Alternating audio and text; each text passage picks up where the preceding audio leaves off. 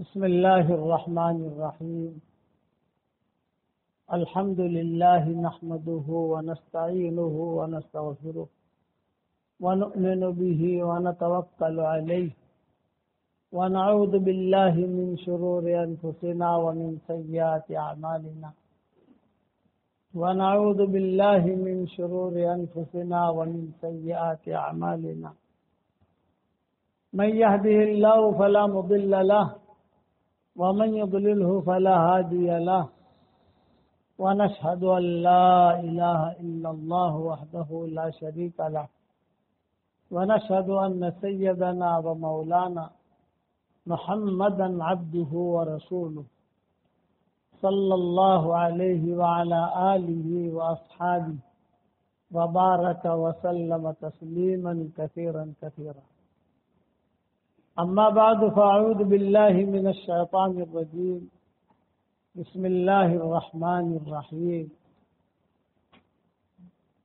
يا أيها الذين آمنوا كونوا أنصار الله كما قال عيسى ابن مريم للحواريين من أنصاري إلى الله قال الحواريون نحن أنصار الله فآمنت طائفة من بني إسرائيل وكفرت طائفة فأيدنا الذين آمنوا على عدوهم فأصبحوا ظاهرين. صدق اللہ العظیم. قابل احترام بھائیوں، دوست، بزرگوں، سلسلہ وار ہمارا وہی مضمون ثمامہ ابن اسال کا قصہ. اس میں حضور صلی اللہ علیہ وسلم کے اخلاق اور آپ صلی اللہ علیہ وسلم کی 3 لائن کی قربانیاں، ہمیشہ یاد رکھنا 3 لائن کی قربانیاں ہوتی ہے. جب مسلمان یہ 3 لائن کی قربانی دے گا تو اللہ کی مدد آئے گی. جان کی قربانی، خود آدمی تھکے اپنے دین کے لیے، نماز میں بھی تھکنا ہے، نماز پڑھنے کے لیے آنے میں تھکنا ہے. جسے جان کی قربانی کرتے ہیں، زکوٰۃ نکالنی ہے تو اس میں بھی آدمی تھکتا ہے دماغی اعتبار سے. اسی طریقے پر کسی کی مدد کے لیے جانا ہے تو اس میں بھی تھکتا ہے آدمی. ایک جان کی قربانی، ایک مال کی قربانی اور ایک جذبات کی قربانی. تو جان کی قربانی، مال کی قربانی یہ ادنا درجے کی ہے، جذبات کی قربانی یہ اعلیٰ درجے کی ہے. مزاج کے خلاف کوئی بات ہو، اللہ تعالی کا حکم طبیعت اور مزاج کے خلاف تو ہو سکتا ہے، لیکن حکمت اور مصلحت کے خلاف کبھی نہیں ہو سکتا، چونکہ اللہ کا حکم ہے. حکم دیا اللہ تعالیٰ نے حضرت ابراہیم علیہ السلام کو، بیوی اور بچے کو چھوڑ دو. یہاں حکم تھا کہ طبیعت مزاج کے خلاف ہے کہ اللہ پاک لقب میدان ہے، کھانا بھی نہیں ہے، پینا بھی نہیں ہے، کچھ نہیں ہے، نہ بندہ نہ پرندہ، بچوں کو کیسے چھوڑوں؟ یہ ابراہیم علیہ السلام نے نہیں کہا، اور کہا کہ تم جاؤ مکہ مکرمہ اور تم انہیں چھوڑو، اور چھوڑ کر بات بھی مت کرو اور واپس آ جاؤ. یہ ابراہیم علیہ السلام چھوڑ کے چل دیے. بیوی نے کہا کہ یہ کیا، تو چھوٹا سا بچہ ہے، پانی نہیں، کھانا نہیں، لقب میدان ہے، کوئی نہیں یہاں پر، آپ ہمیں چھوڑ کے جا رہے. تو روایتوں میں آتا ہے کہ کدئی کی طرف چلے حضرت ابراہیم علیہ السلام. کدئی، جب مکہ مکرمہ میں کدئی ہے جہاں پر زمزم کا پلانٹ لگایا ہے ان لوگوں نے، وہیں سے بسیں حرم لے جاتی ہے، حرم آتی ہے، وہ اس کی طرف چلے. حضرت ہاجرہ یہاں سے لے کر کدئی تک پیچھے پیدل گئی بچے کو لے کر.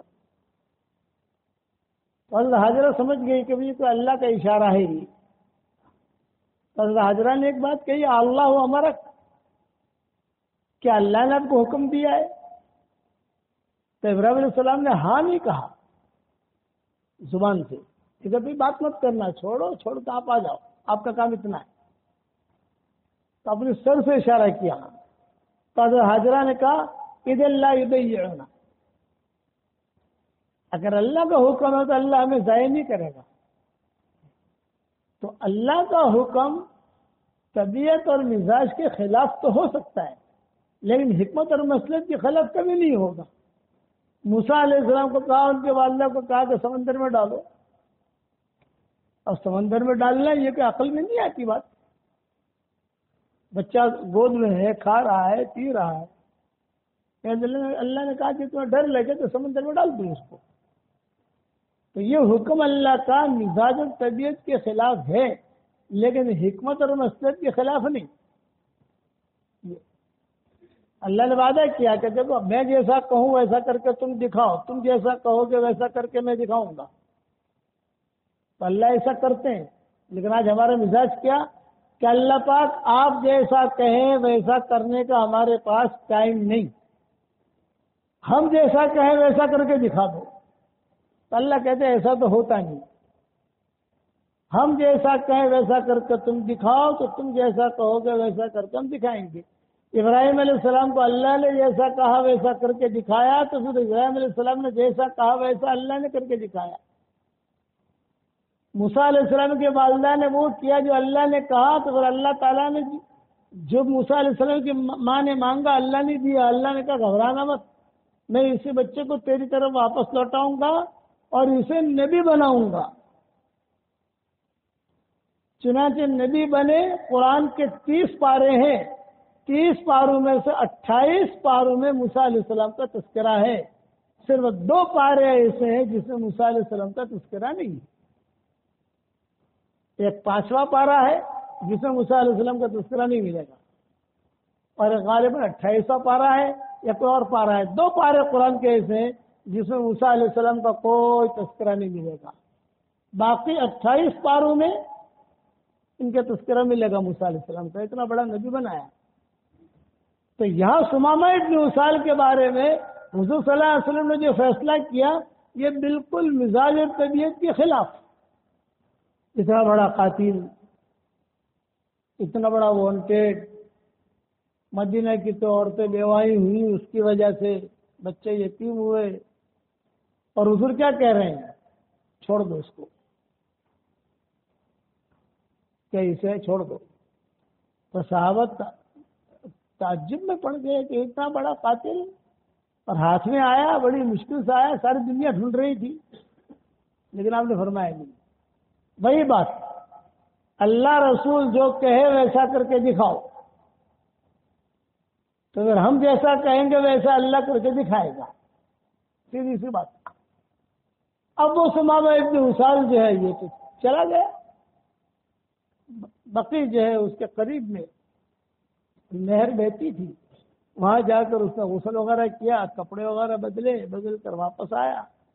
اور حضور صلی اللہ علیہ وسلم، اچھا صحابہ تو تھے ہی موجود، سب کے سامنے اس نے کلمہ پڑھا، اشہد ان لا الہ الا اللہ و اشہد انک رسول اللہ. اب اللہ کے سچے رسول ہے. یہ حضور کے اخلاق پر معاملے پر. پھر اس نے کہا کہ لی رجاء منک یا رسول اللہ، حضرت اب میں رضی اللہ تعالیٰ عنہ بن گیا ہوں، میں کچھ آپ سے درخواست کرتا ہوں. 2 درخواستیں ہیں میری، میں نے اسی پر مضمون چھوڑا تھا گزشتہ جمعہ کو. 2 درخواستیں ہیں میری. ایک درخواست تو میری یہ ہے کہ جتنے بھی لوگوں کو میں نے مارا ہے وہ لسٹ میرے پاس بھی ہے اور آپ کے پاس بھی ہے. مدینہ والے بھی جانتے ہیں کہ کتنے لوگوں کو میں نے قتل کیا ہے. ان سب کا مجھے لسٹ مل جائے، میں سب کے لیے مکان بنانا چاہتا ہوں. میں بادشاہ ہوں، میرے پاس پیسہ بہت ہے، سب کو ایک ایک باغ خرید کر دینا چاہتا ہوں. ایک درخواست تو میری یہ ہے. آپ نے فرمایا دوسری درخواست؟ تو دوسری درخواست یہ ہے کہ میں تو چلا تھا مکہ مکرمہ جانے کے لیے، عمرہ کرنا تھا. مشرکین مکہ بھی جو عمرہ کرتے تھے، میں عمرے کے لیے نکلا تھا، راستہ بھول گیا، بھٹک گیا، یہاں آ گیا، اللہ نے مجھے اسلام دے دیا. اب میری درخواست یہ ہے کہ آپ مجھے حکم دیں، مجھے اجازت دیں تاکہ میں عمرہ کر لوں، یعنی مکہ جاؤں. یہ 2 باتیں.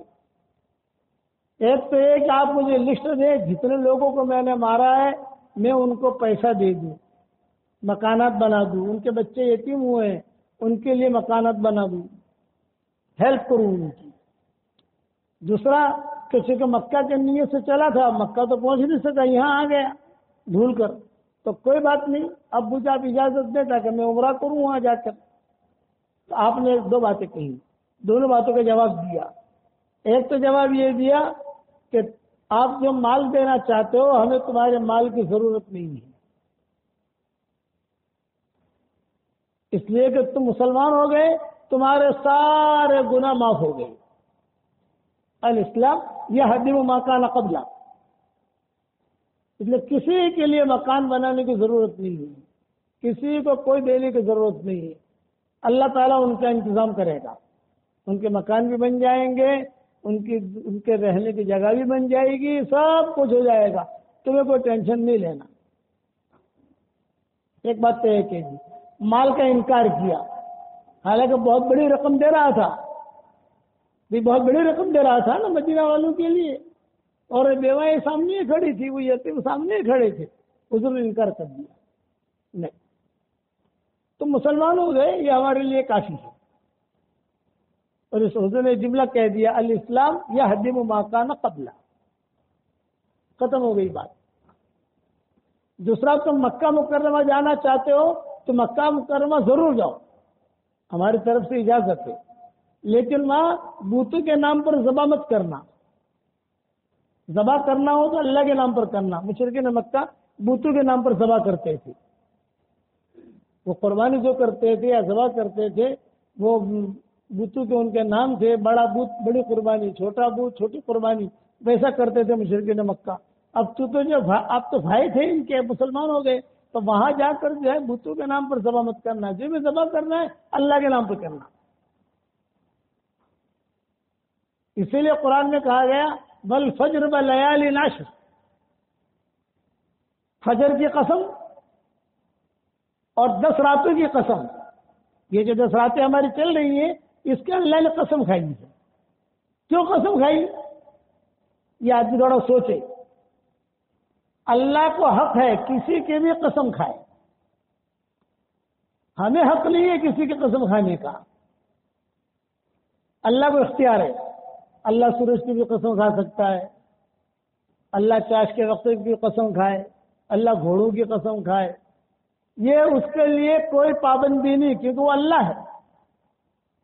لیکن ہم گھوڑے کی قسم کھائیں، تیرے باپ کی قسم، کہتے ہیں اللہ باتوں باتوں میں تیری ماں کی قسم، یہ ہمارے لیے جائز نہیں۔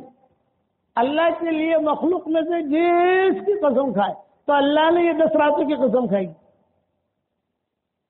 بھئی، اواخر رمضان، رمضان کی آخری راتیں، یہ بہت ٹاپ ہوتی ہے نا بھائی، شب قدر ہوتی ہے اس میں، لیکن شب قدر اس میں چھپی ہوئی ہے، 22ویں رات ہے، 21ویں رات ہے، 23ویں رات ہے، 26ویں رات ہے، 27ویں رات ہے، بھائی طاق راتیں میں تلاش کرو، اللہ پاک کون سی رات ہے تاکہ زیادہ عبادت کریں، یہ کہنا یہ نہیں بتائیں گے، وہ چھپی ہوئی ہے۔ اور یہ 10 راتیں جو ہماری چل رہی ہے یہ 100% شب قدر کے برابر ہے، ہر رات شب قدر کے برابر، ہر رات میں جو عبادت کرو گے شب قدر کے برابر ثواب ملے گا، اس میں کچھ چھپائی ہی نہیں اللہ نے، تو چھپا دیا ہو کہ نہیں، 10 راتیں پوری کی پوری یہ شب قدر کے برابر ہیں، اس لیے اس رات میں جو بھی عبادت ہم کریں گے شب قدر کے برابر اس کا ثواب ملے گا، اس لیے ان 10 راتوں کی قسم کھائی ہے اللہ نے، والفجر ولیال عشر، اور یہ بھی کہہ دیا مجھے اختیار ہے میں جس کی قسم کھاؤں، کبھی اللہ تعالیٰ چاش کے وقت کی قسم کھاتے ہیں، کبھی زمانے کی قسم کھاتے ہیں والعصر، کبھی انجیر کی قسم کھاتے ہیں، کبھی زیتون کی قسم کھاتے ہیں، والتین والزیتون وطور سینین، یہ قسمیں کھاتے ہیں۔ تو مخلوق میں سے جس کی چاہے اللہ قسم کھا سکتا ہے، ہمیں اجازت نہیں ہے، ہم اگر ایک تو قسم کھانا نہیں، لیکن اگر قسم کی ضرورت پڑ گئی کبھی کسی جگہ تو صرف اللہ کی قسم اور کسی کی نہیں۔ تو اس لیے ان راتوں کی خاص قدر کروائی، دنوں کی قدر کیوں کروائی؟ دن یہ دن ہمارے جو چل رہے ہیں ان دنوں میں ہم 10,000 روپیہ خرچ کریں اور رمضان میں 10,000 روپیہ خرچ کریں، ان راتوں میں 10,000 روپیہ خرچ کریں اور رمضان کے آخری عشرے میں 10,000 روپیہ خرچ کریں، تو بھاؤ کس کا زیادہ ملے گا؟ ان دنوں کا، یہ دن اور رات، اس کا ریٹ زیادہ ملے گا۔ اور یہ ساری حدیثوں کے حوالے میری کتابوں میں، میرے بیانوں میں میں کہہ چکا ہوں، روزانہ وہاں سنتے تھے، مکہ مکرمہ میں ہر خطبے کے اندر ائمہ اسے کہتے تھے کہ یہ دن اتنے قیمتی ہیں، یہ جو ہمارے چل رہے ہیں، پہلی ذی الحجہ سے لے کر 10 ذی الحجہ، آپ بھی روزہ رکھنے کا اہتمام کریں، تلاوت کرے، قرآن پڑھے، خاموش نہ رہے، بیٹھے بیٹھے بھی سبحان اللہ پڑھے۔ میں تو کہتا ہوں کہ بھی ہے تو ان دنوں کے اندر، ان راتوں میں جنت میں محل بھی بہت بناؤ، 10 مرتبہ سورہ اخلاص پڑھو، جنت میں ایک بنگلہ تیار ہو جاتا ہے۔ 313 مرتبہ سورہ اخلاص پڑھو، 31 بنگلے جنت میں تیار ہو جاتے ہیں، صحیح حدیث ہے۔ 313 مرتبہ درود شریف پڑھو، 313 مرتبہ استغفار پڑھو، 100 مرتبہ سورہ فاتحہ پڑھو۔ علامہ ابن قیم کہتے تھے سورہ فاتحہ میں اتنا نور میں نے دیکھا ہے کہ ساری دعائیں اس میں موجود ہیں، سورہ فاتحہ میں ساری دعائیں۔ تو قصہ میں بیان کر رہا تھا ثمامہ ابن اسال کا، تو حضور صلی اللہ علیہ وسلم نے فرمایا تو جا، لیکن قربانی جو کرے گا وہ اللہ کے نام پر اور کسی کے نام پر نہیں۔ ثمامہ نے کہا ٹھیک ہے۔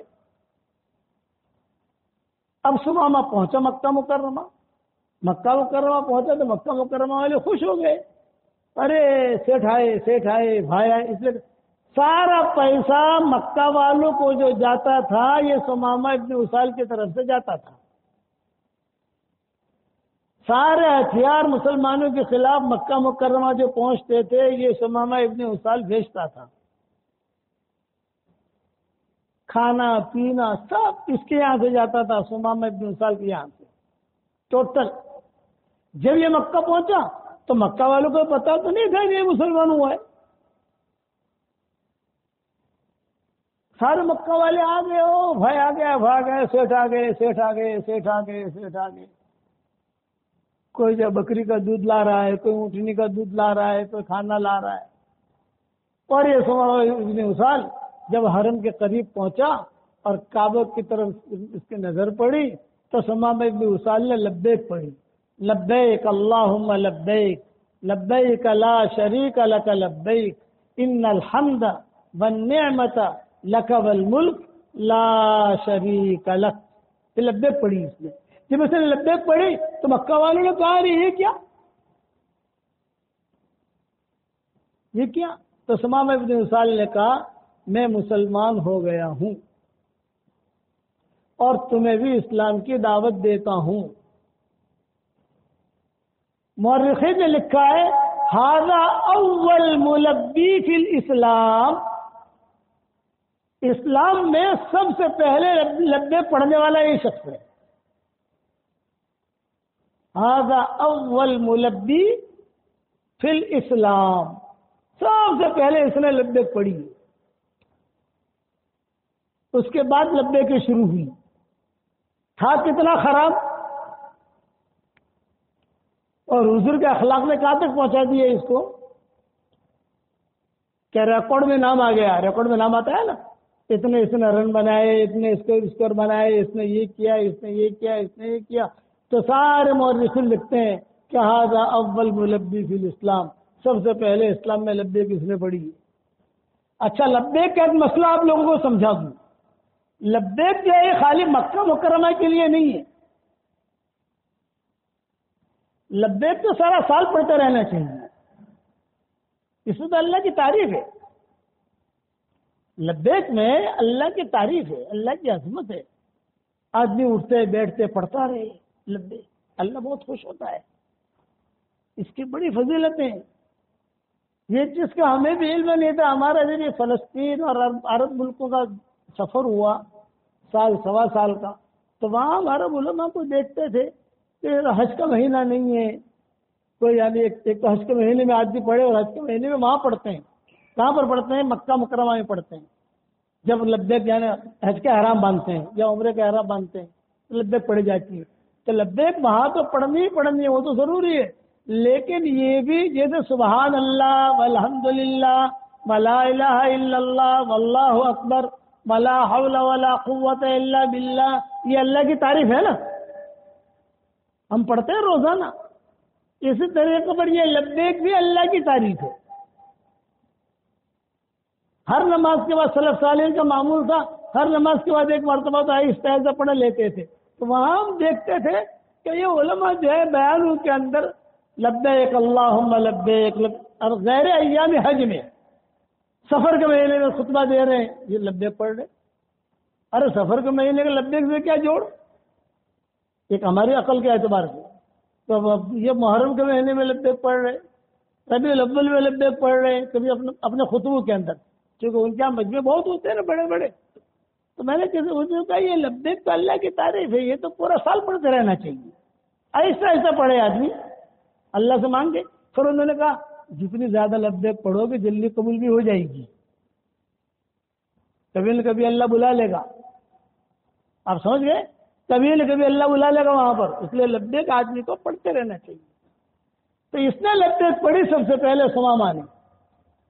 جب مشرکین مکہ کو یہ پتا چلا کہ ارے یہ تو مسلمان ہو گیا ہے، اور اس نے جا کر اعلان کر دیا اب میرا تمہارا کوئی رشتہ نہیں، میرا تمہارا کوئی رشتہ نہیں. اتنا بڑا آدمی بنا، اتنا بڑا آدمی بنا کہ صحیح بخاری میں سمامہ ابن اسال کی 20 روایتیں ہیں. آپ بخاری شریف دیکھو تو لکھا ہوگا عن سمامہ ابن اسال، عن سمامہ ابن اسال، عن سمامہ ابن اسال. یہ وہی سمامہ ابن اسال ہے. حضور نے اس کا نام نہیں بدلا، حضور صلی اللہ علیہ وسلم نے اس کا نام نہیں بدلا، رکھا حضور نے نام اس کا. رہنے دو، یہ پرانا آدمی ہے، جس کا نام بدلو گے تو بھی بھڑکے گا.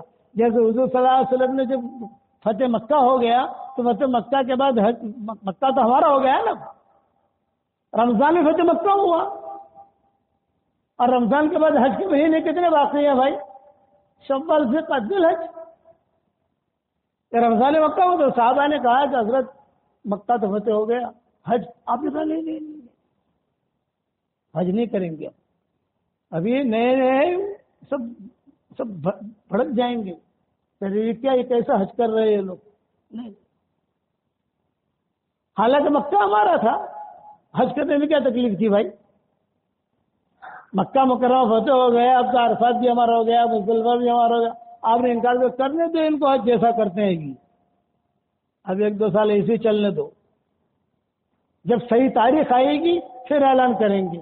صحیح تاریخ آئی، پھر حضور نے اعلان کیا چلو یہ حج کے لیے، اب قیامت تک یہی تاریخ رہے گی حج کی، 9 ذی الحجہ عرفات کے میدان. اب قیامت آپ نے اعلان کر دیا، اب بدلے گی نہیں، یہ آپ نے اعلان کر دیا. اب شروع میں آپ نے تو اس کو اوائڈ کیا، حالانکہ صحابہ کو بہت شوق تھا حج کا، حضور نے حج کے فضائل بیان کیے تھے حضور صلی اللہ علیہ وسلم نے. لیکن جب مکہ فتح ہوا تو مکہ تو رمضان میں فتح ہو گیا، رمضان میں فتح ہونے کے بعد تو حضور حنین گئے، طائف کا سفر ہوا. یعنی سمجھ لو کہ ذی قعدہ میں مدینہ پہنچے. اب ذی قعدہ میں ذی الحجہ میں فرق کتنا ہے؟ مہینے میں فرق ہے نا بھائی. اتنا لمبا جانا واپس آنا، یہ ٹھہر حج کر لیتا. آپ نے کہا نہیں، یہ حضور کی حکمت تھی. اللہ رسول کے احکامات یہ کہا حکمت اور مصلحت کے خلاف تو ہو سکتے ہیں، اللہ رسول کے احکامات مزاج اور طبیعت کے خلاف تو ہو سکتے ہیں، حکمت اور مصلحت کے خلاف کبھی نہیں ہوں گے. تو حضور صلی اللہ علیہ وسلم نے سمامہ کے بارے میں فیصلے کیے، صحابہ کے سمجھ میں نہیں آتے تھے. لیکن جب یہ اول ملبی بالاسلام بنا تو سب سے پہلا لبیک پڑھنے والا یہ آدمی ہے، سب صحابہ دنگ رہ گئے کہ ہو کیا ہیرا تھا جو چھپا ہوا تھا. اس لیے آپ نے کیا فرمایا کہ ہر آدمی کے اندر اللہ نے خزانہ رکھا ہے. ہر آدمی مرد عورت کے اندر اللہ نے ایک خیر کا خزانہ رکھا ہے. خیر کا خزانہ تلاش کرو تو ملے گا، نہیں تلاش کرو گے تو نہیں ملے گا. تو مکہ والوں کو اس نے اعلان کر دیا کچھ ملے گا نہیں. اب میرے پاس تو کوئی مدد نہیں آئے گی. میں محمد کے ساتھ ہوں، حضور صلی اللہ علیہ وسلم کے ساتھ. میرا سارا پیسہ وہاں جائے گا، سارے ہتھیار وہاں جائیں گے، ساری مدد وہاں جائے گی. تو مکہ والوں نے حضور کو خط لکھا، اور کیا لکھا کہ حضرت اسامہ ابن اسال آیا تھا، وہ تو مسلمان ہو گیا اور اس نے منع کر دیا کہ ہمیں راشن بھی نہیں بھیجے گا، ہمیں پیسے بھی نہیں بھیجے گا، ہماری مدد بھی نہیں کرے گا، ہتھیار بھی نہیں بھیجے گا. تو حضرت آپ ذرا اس سے کہیں کہ بھی وہ ہماری مدد بند نہ کرے، ورنہ جو اللہ کے گھر کے پڑوسی بھوکے رہیں گے. یہ خط لکھا مکہ والوں نے. تو حضور نے یہ نہیں کہا ارے اچھا ہے بالکل مت بھیجنا بھائی، مردوں ان لوگوں کو، یہ نہیں کہا.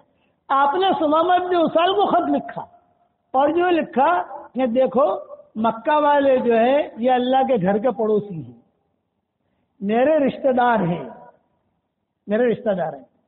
تو تم ان کو ہتھیار تو مت دینا. حضور نے کہا ہتھیار مت دینا، لیکن جو راشن بیچتے تھے نا بورے کے بورے کھجوروں کے، گیہوں کے، چاول تو تھے نہیں اس وقت میں، چاول ایران سے آئے ہیں. ہمارے ہندوستان میں تو تھے، حجاز میں چاول نہیں تھے، چاول ایران سے آئے ہیں. جب ایران کی بیٹیاں شہزادیاں وہاں باندیاں بن کر آئیں تو حضرت عمر نے کہا کیا کھانا ہے تمہیں؟ تو انہوں نے کہا چاول کھانے ہیں. ارے یہاں تو چاول ہوتے نہیں، تو کیا کریں، یہ چاول تو ہوتے نہیں ہمارے ملک میں. تو حضرت عمر نے کہا تھا آج بھی بھیج جاؤ ایران سے چاول لے کر آؤ. وہ چاول لے کر آئے، پھر یہاں کھیتیاں ہوئی، پھر چاول پیدا ہوئے وہاں. تو اس زمانے میں چاول تو تھے نہیں وہاں. تو ثمامہ بن اسال سے کہا کہ ہتھیار مت دینا، راشن ضرور بھیجنا، راشن روکنا مت. تو اگر راشن روکے گا میں ناراض ہو جاؤں گا. میرے پڑوسی ہیں، میرے رشتہ دار ہیں، اللہ کے گھر کا پڑوسی ہے. یہ جب حضور نے حکم نامہ بھیجا اور اس کے خط یہاں پر بھی آ گیا مکہ والوں کو، اس پر مکہ والے مسلمان ہوئے. ارے اتنے اچھے اخلاق حضور صلی اللہ علیہ وسلم. پھر ثمامہ ابن اسال کا ایک مسئلہ ہوا. وقت کتنا ہے؟ 4 منٹ ہے. یہ لمبا قصہ ہے ثمامہ ابن اسال کا، یہ انشاءاللہ آئندہ ہفتے میں بھی ہمیں ہے انشاءاللہ دیکھیں گے. اب یہ آپ لوگوں سے ایک درخواست ہے، ایک درخواست. سلف صالحین کا معمول تھا یہ جو پہلی ذی الحجہ سے ذی الحجہ تک کا جو وقت ہے اس میں قرآن ختم کرتے تھے اور اپنے شاگردوں کو ختم کرواتے تھے، اپنے گھر والوں کو ختم کرواتے تھے، اور کہتے تھے کہ اس عشرے میں قرآن ختم کرو، 3 پارہ روز پڑھو، قرآن ختم کرو. تو کہتے تھے کیا ملے گا؟ یہ کہتے کہ پورے سال اللہ اتنی نعمت دے گا، اتنی عزت دے گا تو تم لیتے لیتے تھکو گے. یہ ان کا معمول رہا ہے. یہ کوئی حدیث میں نہیں ہے، قرآن کی فضیلت تو حدیث میں ہی، لیکن اس عشرے میں قرآن کا پڑھنا، اتنا پڑھنا، ایک قرآن آدمی ختم کر دے، یہ کوئی حدیث میں نہیں ہے، لیکن تجارب صالحین میں ہے. تو کم سے کم بھائی آپ لوگ یہ قرآن تو ختم کر لو، اس عشرے کے اندر کرو گے انشاءاللہ. ابھی جو ہے ایک دن گزر گیا، تو جتنے بھی دن گزرے ہوں تھوڑا تھوڑا پڑھو، ایک قرآن ختم کر لو، پھر دیکھو اللہ کتنی برکتیں دیتا ہے. انشاءاللہ کرو گے انشاءاللہ. اللہ تعالی ہم سب کو عمل کرنے کی توفیق عطا فرمائے. ثمامہ ابن اسال کا قصہ باقی ہے، انشاءاللہ زندہ رہے، آئندہ ہفتے میں رہے، انشاءاللہ اسے آگے بڑھائیں گے انشاءاللہ. لیکن یہ نام رکھنا نہیں ہے، اپنے بچوں کا نام مت رکھنا ثمامہ ابن اسال، اپنے پوتوں کا نام مت رکھنا. یہ پہلے سے منع کرتا ہوں. بیانی میں نام سنتے ہیں، جا کے رکھ لیتے ہیں. یہ نام رکھنا نہیں بھائی، ٹھیک ہے؟ یہ نام مت رکھنا.